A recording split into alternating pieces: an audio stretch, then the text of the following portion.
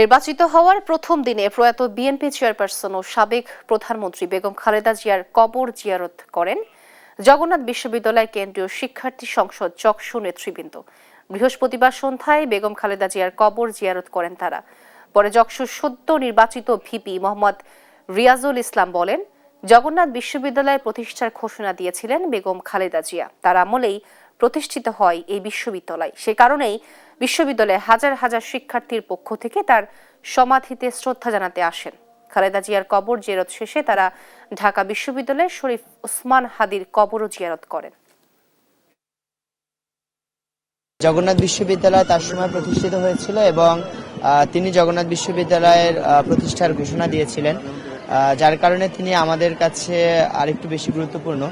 আমরা নির্বাচিত হওয়ার পরে আমরা চিন্তা করেছি যে আমাদের কর্তব্য হলো তার কবর জিয়ারত করা।